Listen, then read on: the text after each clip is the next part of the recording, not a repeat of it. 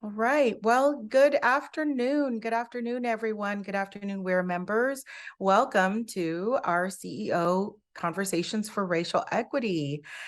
We have an action-packed hour ahead where we're going to talk a lot about what racial equity looks like and personal journeys of CEO leaders that we've invited to come and join us to talk today. First of all, to begin, I wanted to say that it is my pleasure to introduce my co-moderator, first and foremost, Letitia Hill from Avista Core. Welcome, Letitia. Hello, Sherline. Nice to see you. Great.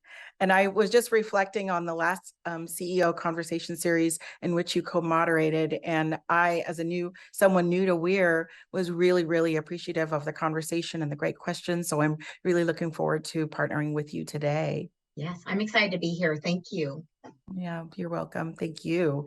So with that, I'll introduce our CEO guests today. We have Artz from REI here to join us today. Eric, welcome, and thank you for joining us today. Thank you, Sherline, and thank you, Letitia, as well. Really appreciate you hosting this event. And Dawn, thank you for joining and all the work that your organization is championing and doing as well. So I'm excited to have this discussion, and I appreciate you including me. Fantastic. Thank you. And with that, thank you so much, Eric. Well, welcome Don Trudeau, who is a co-owner of our very own Seattle Storm women's basketball team. Welcome, Don, and thank you for joining us today. Thank you. Thank you for having me. It's great to be able to be part of an organization like this that's committed to racial equity. So I really appreciate being here. And back to you, Eric. Really appreciate the effort that REI is doing as well. Excellent. Well, thank you so much. So just a few housekeeping things before we get in. I just wanted to mention that we're going to have a robust discussion. Letitia and I, as moderators, will ask these great leaders some questions about their racial equity efforts in their organization, but we're going to leave time at the end for Q&A. So we have a moderated Q&A section at the end.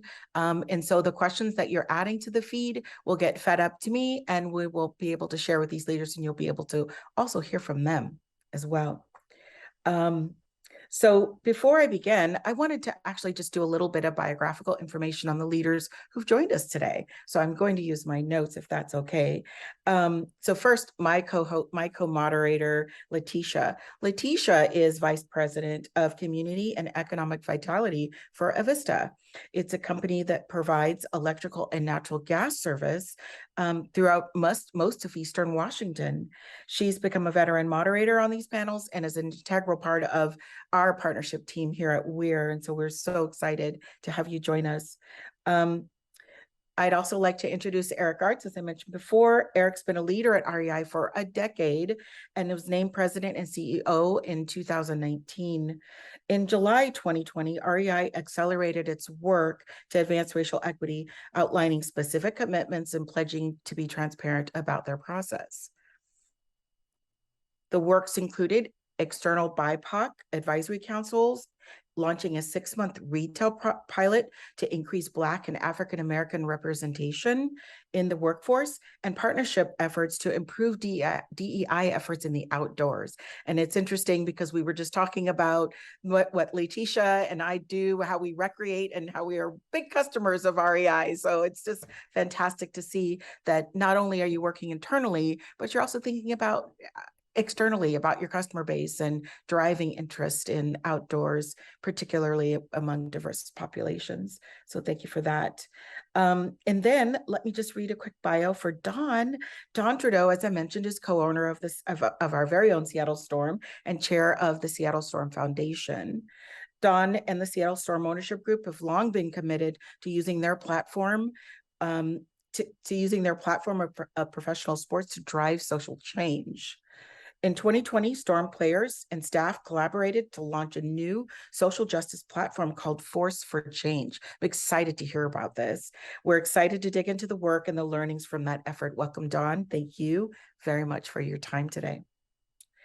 All right, so with that, let me start with saying that both of you as leaders have really accelerated your racial equity effort since 2020.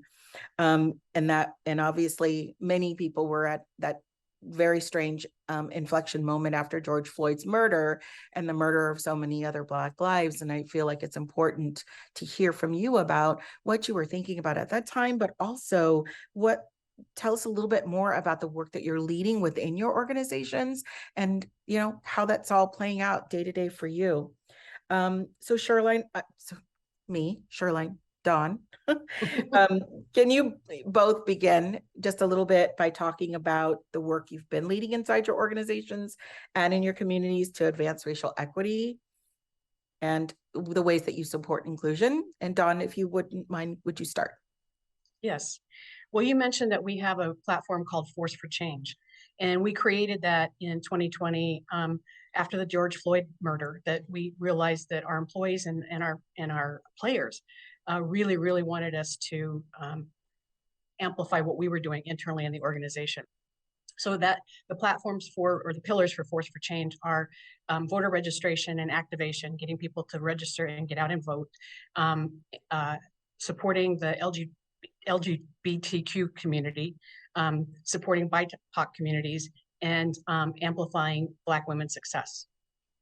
And it's something that we have built into virtually all of the activities that we do inside the STORM organization. Wonderful. That sounds awesome.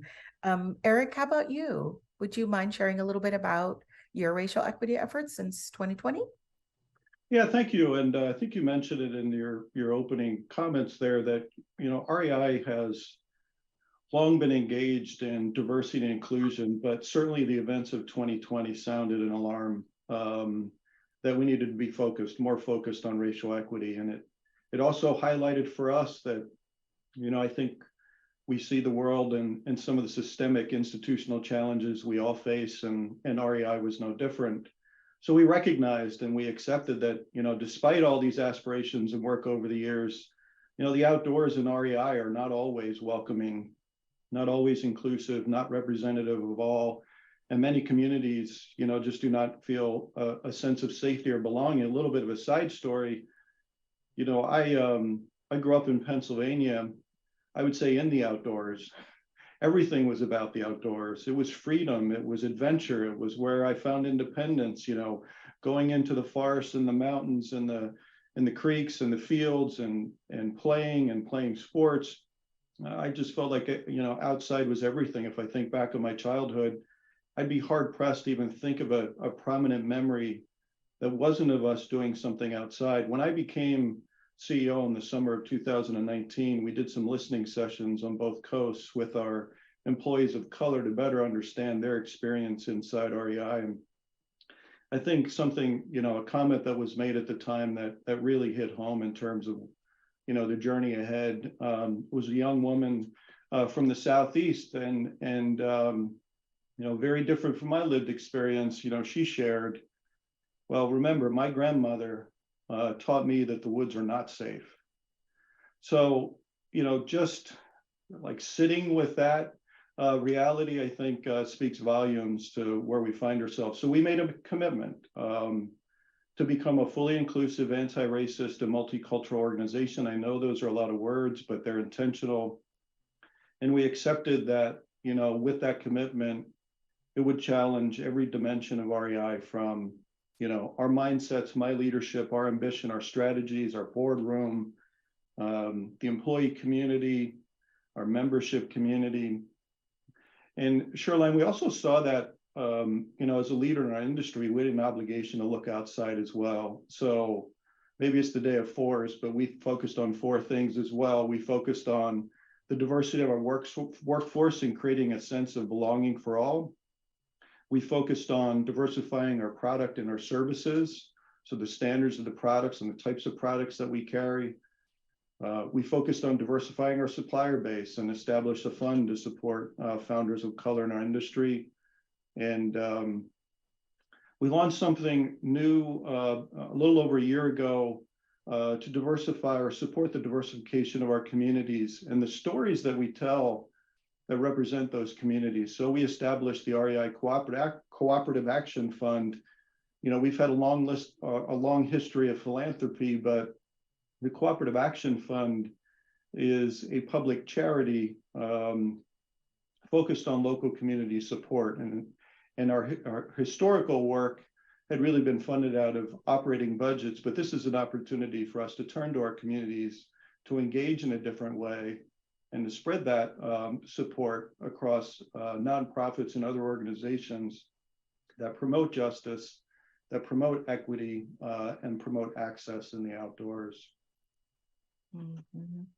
Yeah, that's really phenomenal. I really appreciate, how you're listening to folks around you and learning from their experiences and really internalizing that in your organization, both operationally and with regard to your outreach strategies. It's true. I was thinking as you were saying about the person who was conditioned to not see the outdoors as a safe and inclusive and welcoming space, and how you've really thought that through. And I appreciate hearing that, because I was thinking the same thing. Just as you said that, I said, many folks like us don't feel comfortable out there in the wilderness with trekking poles and walking in the forest and things like that. So thank you for that. I appreciate that.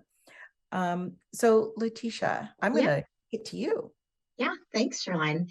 I love how this is opened up, because like just listening to all of the great initiatives that you guys have underway. And I'm curious, because I know that there are a lot of initiatives that a lot of the board members have done over the past several years. So my question is, we'll start with you, Eric. How do you define success? We know that there's so many complexities in all of this. How do you know you're on the right path, and how do you know when you get there?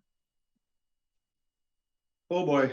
Well, I think, some of the work will be self-evident that, we've committed to certain things, we can measure it, we can set targets, some are shorter, some are longer. But I think those ideas for the most part are just table stakes. Like, we have to be on the fundamentals of representation and our long-term goals. I think the measure of success looks a lot more like when the work becomes the very essence of who we are and how we operate. Mm-hmm. And I think as business leaders, like when we go into these, change, when we use terms like change and transformation, I think earlier in the cycle, it looks more like projects, and it looks more like initiatives.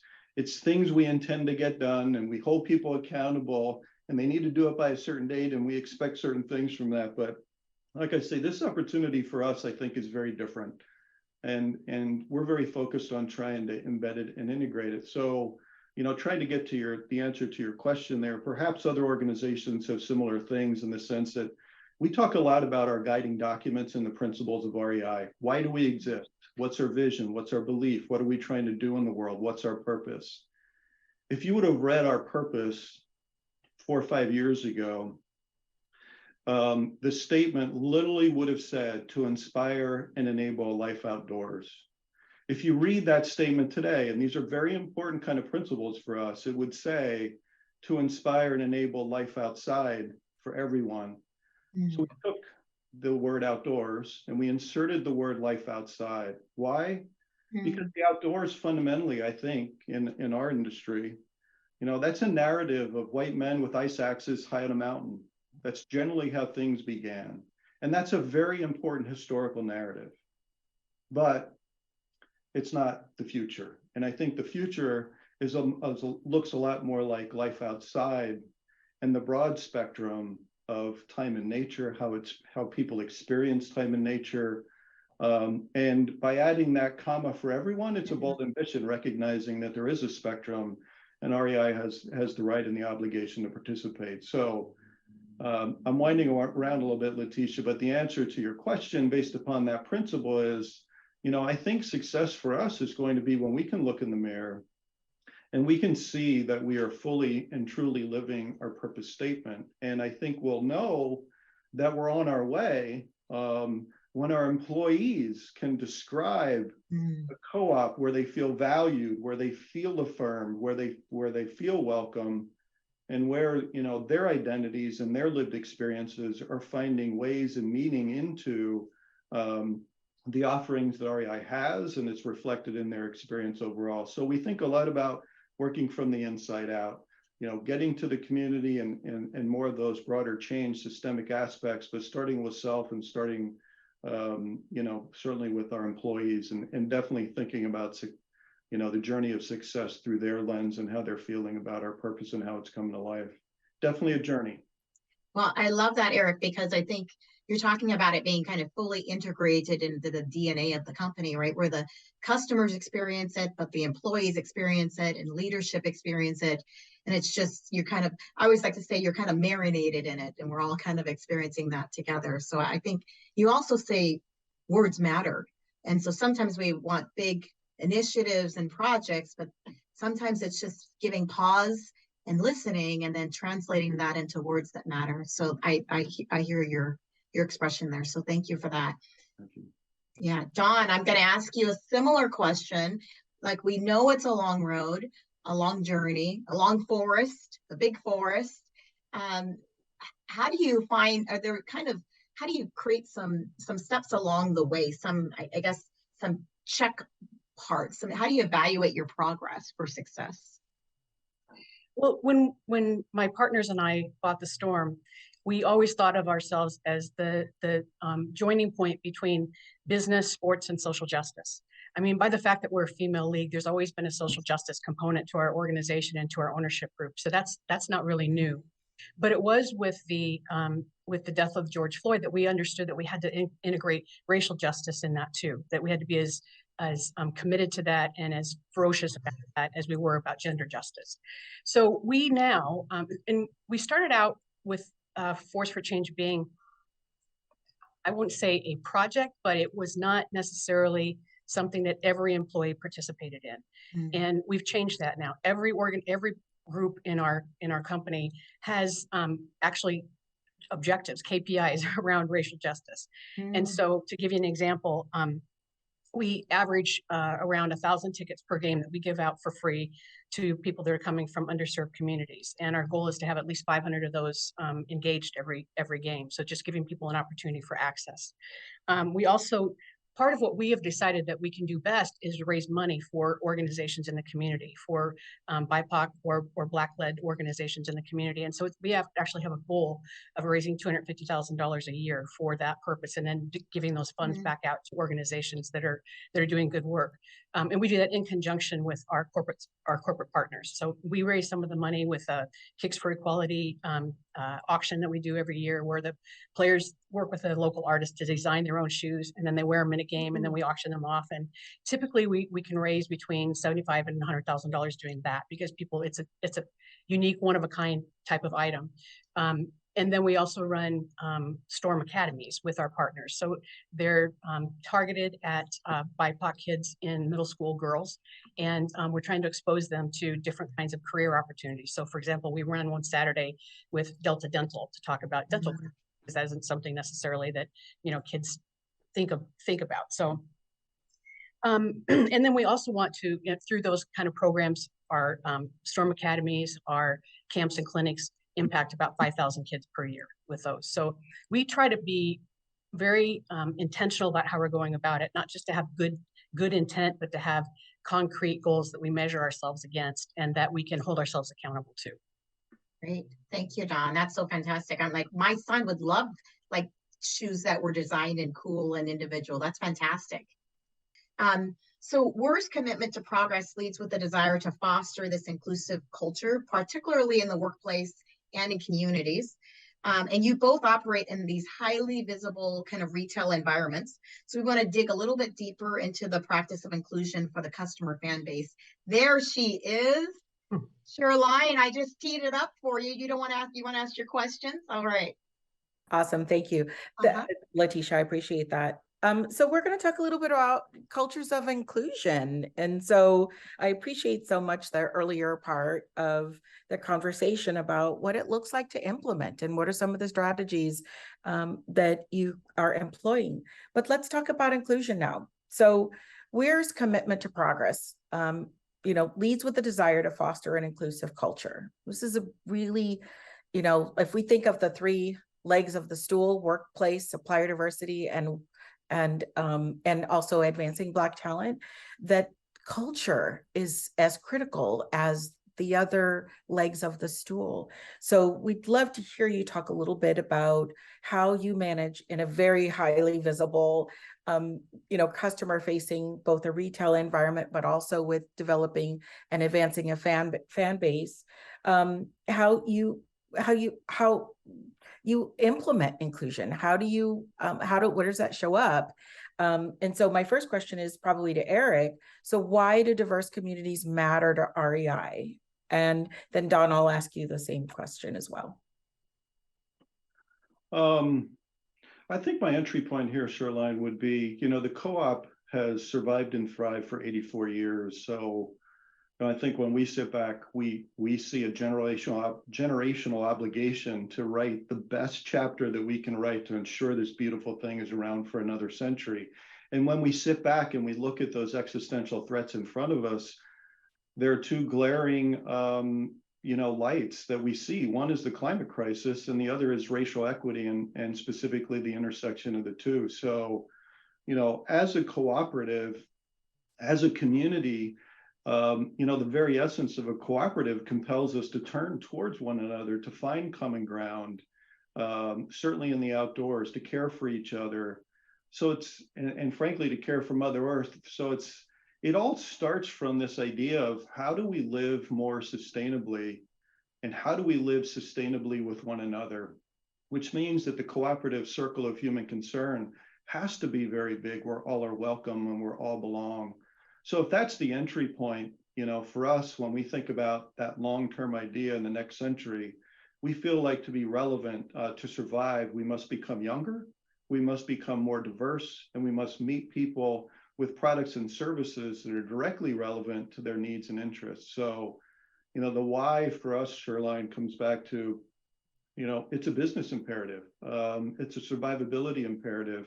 It's obviously an opportunity for people to spend more time, more joy in the outdoors. That goes without saying, but, and we express that imperative specifically in the business by setting a vision and an aspiration to build a 50 million member community. So today there are a little over 20 million cooperative members, but we think about it not only in the sheer size of the community, but a community that is reflective of the communities where we operate, and a community that's empowered to fight for the things that we care about, things like climate change, things like equitable access in the outdoors. And for those that may not be familiar with the co-op model, not to get into it too far, but we very, very much see the world through a flywheel. So the more impact, the more that community is engaged, the more it's empowered, the better our business is, the more profit we have. The more profit we have, the more impact we can collectively make. So that's the centering point for us, but the entry point is certainly the business imperative and setting this thing up for the next century. Mm-hmm. Yeah, I mean, I really appreciate that you're thinking about both the economic as well as the altruistic reasons why we want to be more inclusive. So I appreciate that. I'm going to kick it over to you, Dawn. Thoughts on the same question? Well, I think workplace inclusion is having people from many different backgrounds. And part of that is being intentional about where you're recruiting people from. We have a very comprehensive list of places that we post job openings, for example, so that we're making sure that we're getting out into the communities that we might not necessarily be part of ourselves, but that we know those are great people to bring into the organization. Also, I think part of inclusion is letting your employees speak to you about what they want and what's important to them and the organizations that they want to work with. So, for example, when we set those pillars for Force for Change, one of the things that we do is we go out and find nonprofits in the community that are representative of those pillars, and then we actually have our players vote on who they think we should be supporting and giving money and resources to. So that gives them a sense of direct connection to the work that we're doing in the front office, to the work that they want to see happen. Ours is a league of nearly 80% of Black women. So, there's already a workplace inclusion built into the teams, but I think you have to do that at the same way in your front office as well, the people that aren't as visible to the communities. And so I think having them feel like they are part of something that's bigger than the business, they love the business, but really giving them a sense of voice in how we can make this bigger than basketball, I think is a huge part of work inclusion for us as well. And our employees are very, very motivated by that. They feel like they are part of something. They're part of seeing history made. They're part of changing the world. And we're all doing that together. And I think that's a super important part of it. Absolutely. And I appreciate you also having the perspectives of amplifying employee voice, getting out into community, really showing up. And that is reflective of the culture of your organization, not just that you have representative, team members and employees, but that you're also, looking to uphold and support community efforts that also benefit communities of color. And that has to feel so rewarding to have for players and for folks in your organization to feel like they're members of an organization that's truly living their values. So I appreciate your response as well. Thank you for that. All right, great. And Letitia, do you want to take a question here on inclusion? Yeah, I will. But Dawn already answered one of the questions, so I'm just going to skip that one because she was way ahead of talking about the integration and the need for employees to be engaged and connected to the work. I love bigger than basketball, although I really do like some basketball, but I recognize that it has to be bigger than basketball. And purpose. I mean, I think both of you guys are speaking to purpose, right? And ensuring that the corporation or the company has purpose and connection with its employees and with its customers. Dawn, question for you is, how do you think your fans are experiencing this, and how are they responding to your commitment to combating racism and the activism, and what does that mean from a customer experience perspective? Well, I think we have an incredibly diverse fan base. I a couple of years ago took an African-American woman who'd recently moved to Seattle to a game. And she said, I feel like I found my tribe. This is the first time since I've been in Seattle that I felt like this is where I belong. So, I think that's part of our fan base. We've been supporters. The league has been supporters of LGBTQ people for a long time, and really been, saying that is something that we embrace and accept and are not trying to make, any kind of excuses for. So I think that the fan base really appreciates what we're doing. When in 2020, when the league committed to Black Lives Matter on the floor of the court, we had, I think, under 5 fans say, if you guys are going to continue to do this, we're not going to continue to be season ticket holders. And, sometimes you have to be willing to walk away too and say, you're right. If it really bothers you, if you don't share that same value, then you're making the right decision for yourself. But by and large, I mean, overwhelming support for what we're doing with our fan base, to the degree that some fans actually contribute to our foundation to further that work as well, just because they appreciate what we're doing. And we try to make it visible to the fans what we're doing so that they can see the bigger than basketball, and understand that we as an organization are very, very committed to that, and that it's something that if they want to work alongside us, they can. And I think that's an important part for the fan base. So they've been, for the most part, incredibly supportive of what we're doing. Wow, that's amazing. That is amazing. I'm processing. I'm like, wow. Well, you guys have both already alluded to the need for partnership in this work, whether that's with your customers or your fan base or your employees, leadership. I think everyone on this call knows that the work we're doing is really hard work, and it's kind of legacy work. And that's why people are a part of WER, so that we don't have to do it alone or in silos. And so I'm going to start with Dawn. Can you tell us about some external partnerships that you've pursued that have been the most impactful in advancing your efforts? Now, I know you have a lot of partnerships, but we're thinking about things that, partners that have helped you deploy initiatives, evaluate your DEI efforts. I know you've got a lot, but I'm just giving you tee up a little bit. Well, we've now gone to a place where we don't sign a corporate partnership without inviting them to be part of our anti-racist, anti-sexist work. So in almost every one of the things that we do externally, we have a corporate partner that's working alongside us in that way. And we drive the program, but they really appreciate the opportunity to contribute to the work as well. And so so it's not one partner, it's almost all of our partners that are participating this way. We also have taken up a partnership with a group or a company called Intentionalists, which I don't know if you've heard of, but it's a website that was founded to allow people to intentionally find groups that or companies that they wanted to support that were Black led or LGBTQ led or Native American led or Hispanic led. And so every month we have a partnership with them where we invite our fans to support one of those organizations, and then they will there's a ticket that we give them, and when they upload that ticket, then we contribute back to Intentionalist with that, so that we can keep that database of organizations growing and make sure that our fans are encouraged to support organizations in the community that are doing good work or led by great people. Thank you. I'm like scribbling. I'm like, okay, I need to check out Intentionalist and all these other things. So thank you. Eric, slightly different question.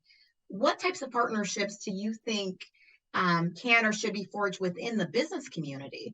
And we have a lot of business leaders on this call. What are things that we should be doing together?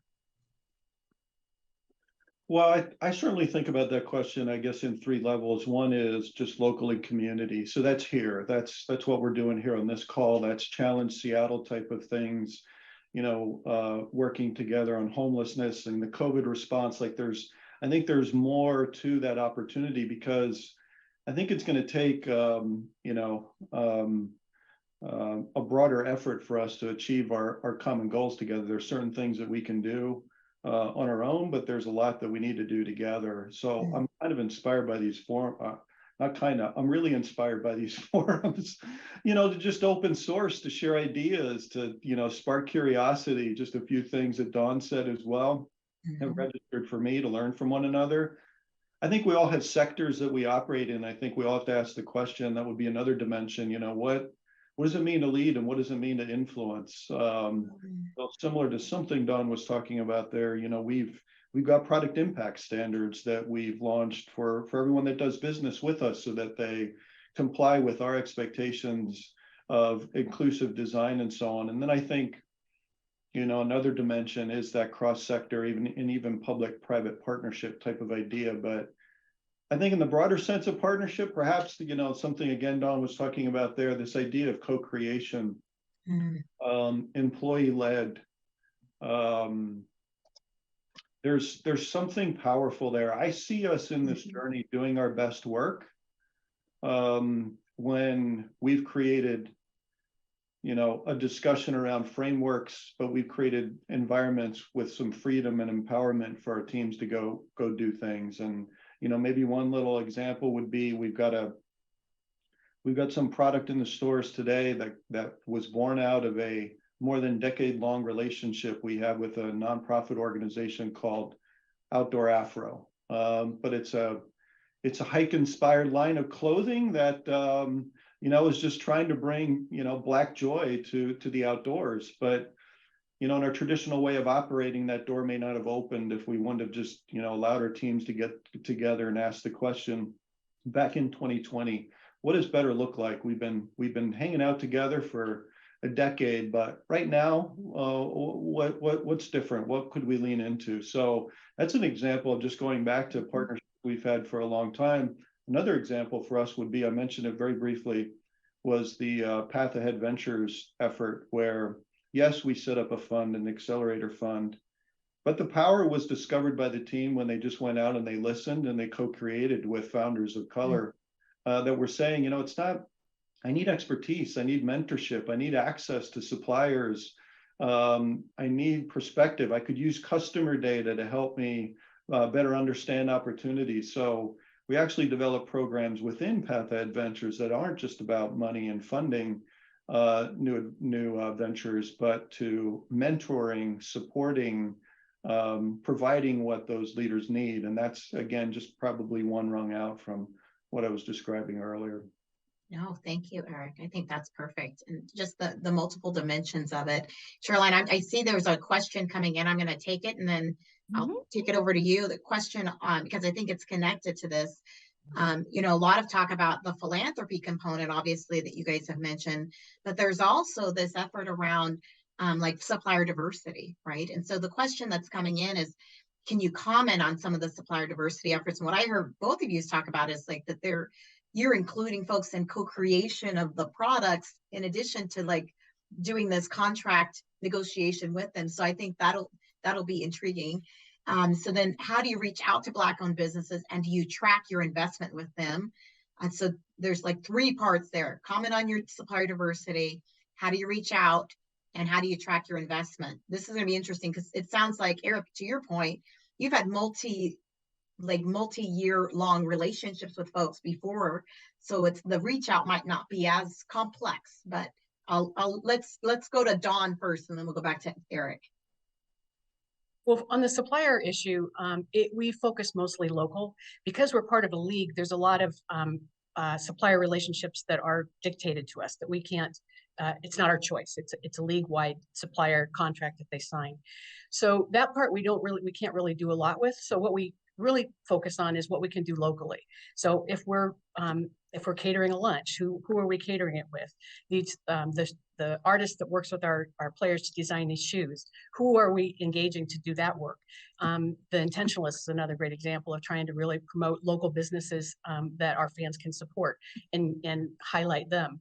And I would also say that we will also continue to work with the league to make more opportunities for diversity within the suppliers that they give us as well. But again, we're a bit constrained on that front. So I think it's really saying to yourself, who am I giving my business to? In every way, from an accountant to a lunch provider to a bus driver to whoever we are contracting with locally. How can we be intentional again about making sure that we are not going to kind of the same old people that we've always gone to, but really thinking broader about how we can lift up businesses in our area. Thank you, Dawn. Eric? Yeah, I'll pull forward on that Pathhead Ventures work. You know, the starting point there for us, Letitia, was when we looked across thousands of outdoor industry brands, we could only find, it was less than 1% that were founders of color or identified. So it wasn't much of a starting point. What we knew that what we needed to do, we needed to cultivate that. We needed to, you know, reach out and go beyond what we had considered in the past. I think the most important work we did was the most simplest in the first 90 days. We simply asked the leader that we tasked to take on this initiative to go listen for 90 days. Figure out, you know, what does the community need? Is it money? Is it that idea of expertise and mentorship? What is it? And from that, I think, you know, became the objective, you know, to offer multiple programs within, you know, this one effort. So I think the other parts of the question were, you know, are we tracking it? Absolutely. The organizations that we've engaged with in any one of the 3 programs, we know, we care for, we talk daily, weekly. We'll be monitoring them. And in the same sense, you know, our goal is over the next decade for our supplier base not to be 1%, but again, to reflect the community where we operate, which is significant. So we think Pathhead Ventures is the start. We also think the idea has a ripple effect within the industry, and we've already, you know, outsourced, you know, how we've thought about it, what we've learned. We're obviously building our network, continuing to learn from others as well. But hopefully that one little pebble in the middle of the, you know, the pond creates that ripple effect. And in this case, it was a new journey just based upon a 1% starting place. Thanks, Eric. I love the humility of the space. I think sometimes we want to have some fancy strategies, but the first one might just be going to listen. So thank you for that. Shirley?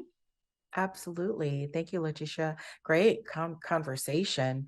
We have a couple more questions coming in from the audience. So I'll take the second one, and it's around, it's focused on pre-programs. So talking about talent development, what are your organizations doing to source talent that represents the diversity of the communities you serve in? And so earlier, Dawn, you mentioned some of the ways that your organizations are going out and doing some recruitment, but maybe we could talk a little bit more about that. And I guess I'll just go ahead and start with Dawn, and then Eric, I'll go to you. We have a culture of promoting from within. That's the first place that we start, so that you can come in at an entry level and gain skills and experience and then get promoted. So for example, our general manager now started out as a video coordinator for us, and we've given her additional responsibilities as we've gone along. The woman who is our director of community engagement for Force for Change is an ex-player. That was ready to retire from the game, and we brought her in and have her leading those efforts. Our head coach is an ex-player. Both of those two women are Black women. And so we really are trying to use all of the levers that we have to bring people through the organization and give them the opportunity to stretch and grow. And I think that's a real important part about what we're trying to do, so that you can come in, not necessarily with all the skills and experience, but we'll try to help you develop those and give you opportunities to do them either internally at the Storm, or there's times when we don't have the right next move for a employee, but we're very accepting and giving of making sure that they understand that once a part of the Storm family, always part of the Storm family. So moving on to some better opportunity that we can't potentially offer at that moment isn't a bad thing. It's actually a good thing. And it gives us an opportunity to bring somebody else in and help them grow. Mm-hmm. Yeah, thanks for that. Eric, how about you? How are you guys thinking about talent development and how you source talent? Sourcing for talent became different for REI during COVID. Perhaps not a news flash with this group, but we sold our campus in the very early days. And don't need to go into that story, but we sold our campus, which means we're fully remote as an organization. We certainly come together here in the Puget Sound area from time to time on a hybrid short-term basis. But what that means is, in terms of sourcing talent, the world became open to us in a very different way than perhaps it has in the past. So I think that was an important step on our journey. And the second thing kind of goes back to this theme of co-creation. One of the things that we recognize for our employees of color is that advancement and career development had a significant amount of opportunity. And that kind of goes back to that first pillar I mentioned earlier and some of the audit and listening work that we did. So, we're finding traction and engagement using our employees to help co-create what that needs to look like and what they're hoping for. So earlier this year, we actually established an employee council. As you can imagine, we have over 180 locations that we're trying to serve, lots of different interests and lots of opportunities. So how do we create systems and capabilities that support that? So, this employee council, we've just had 3 meetings so far this year, but I think we're off to a great start and enthusiasm for those employees to engage and make it clear to us where those opportunities are in our systems and our capabilities to hopefully make sure we're attending to that opportunity. But yeah, that I've been energized by that work. I think employees are leaning in, and we see the opportunity to continue to co-create the outcomes that we're looking for. Mm-hmm. Yeah, that's very helpful. And I have seen, across organizations that really look at cultivating talent from within their organizations and hearing employee voice and how important that is to retention as well. So I appreciate hearing from you both on that. Letitia, would you like to take the next audience question? It's about mentoring. Yeah, I was thinking, I had a question while Eric was talking, and then I was like, I'll wait to see if she'll let me do this one. But I'm cute because I think this is going to be interesting. We think about the hybrid world that we're all living in. The question is really about, when it comes to mentoring, what are your thoughts on the benefit and practices of moving from a mentorship to a sponsorship model for BIPOC employees? And hearing you, Eric, just say that you're fully remote, I'd be curious if you have insights on how you do that remotely for employees. Well, on the latter point there, I would say it's still very much of a learning journey for us, right? We're not that far into it. Gosh, we know that culture and relationships are really impactful, but what we continue to work through is, why do we gather? Why must we gather? When do we need those connection points? And then to this topic, what about bias in that system? in and of itself, and how do we ensure that we're meeting equitably and we're enabling that. The interesting thing is, because we have stores in 41 states, we actually have communities now where we have stores and we have quote unquote former headquarters people working in those same environments.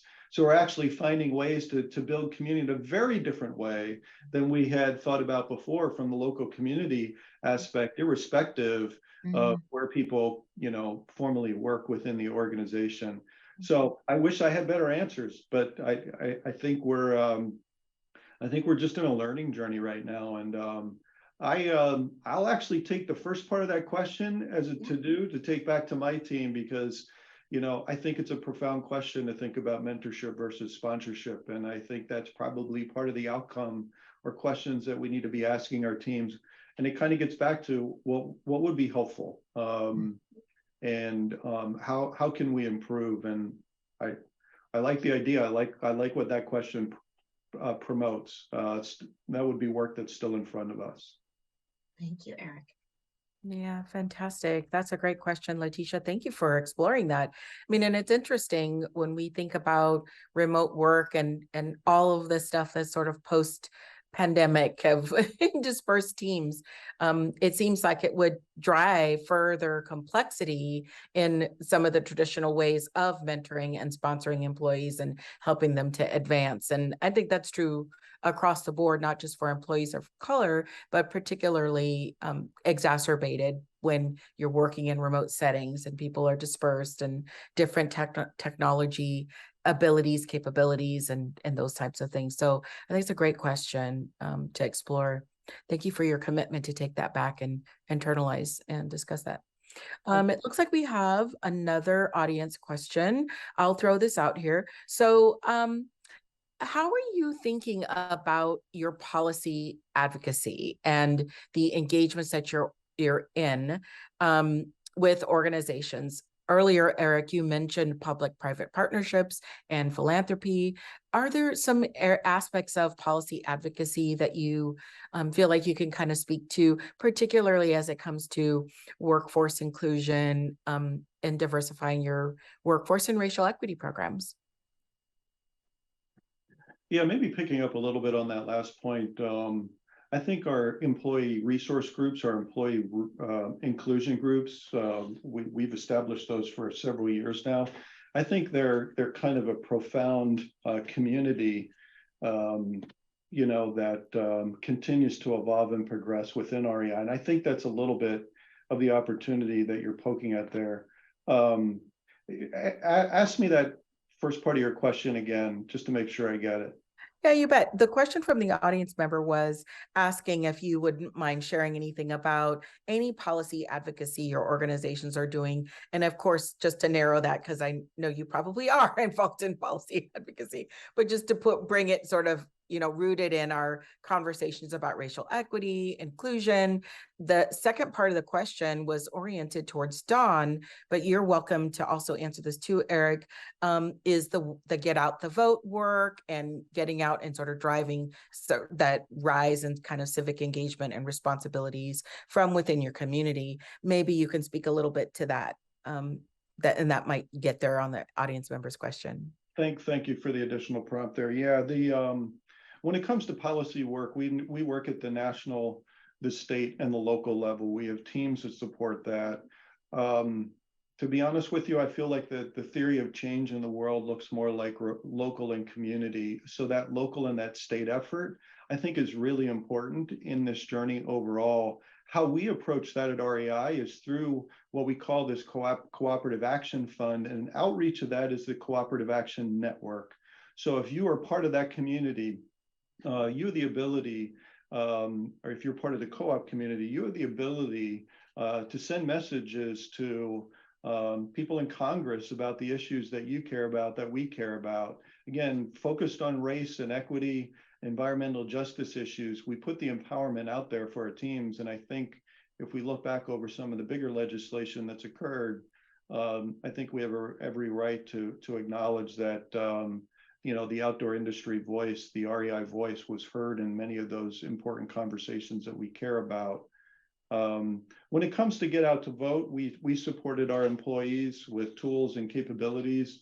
We also held back opening our stores on that day to make sure that people could not only vote, we gave our hourly employees time to exercise both their civic engagement, interest, as well as time to vote overall. So obviously democracy and the idea of choice is profound in this journey in all dimensions. So that being so important, we made sure that they had the time to do so this year, building upon things we've done in the past, but this year we took an additional step.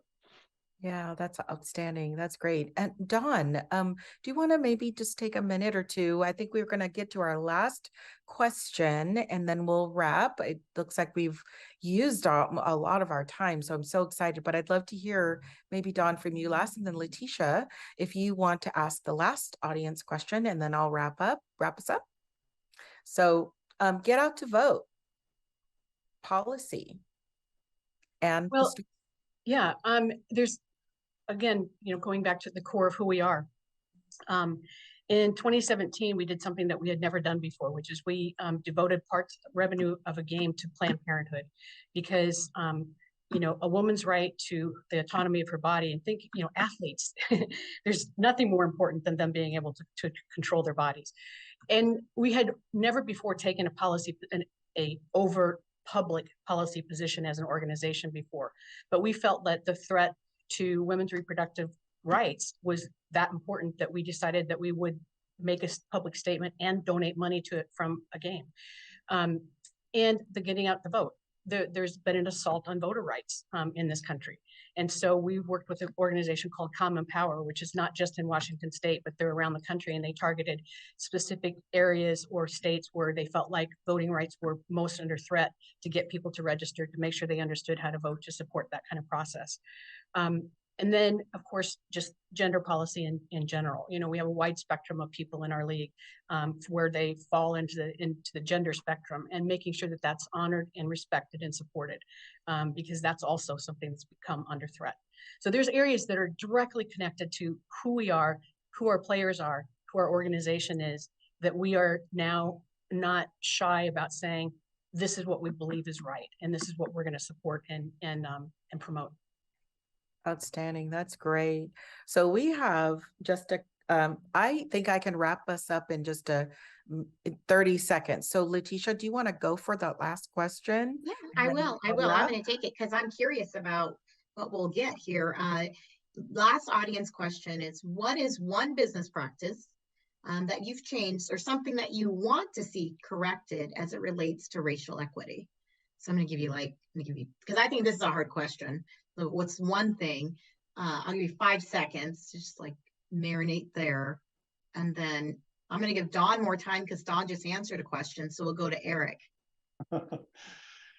What's the one thing? The thing that I go back to is something that a Greenvest said to me when we were in the Chicago moment, or in the Chicago conversation about DEI and where we would put our stores, and he's a 14-year veteran, and he pulled me aside and said, I've seen people like you come in and out of this conversation. If you come and if you do this, don't ever leave. And what's the one thing when you ask me that question?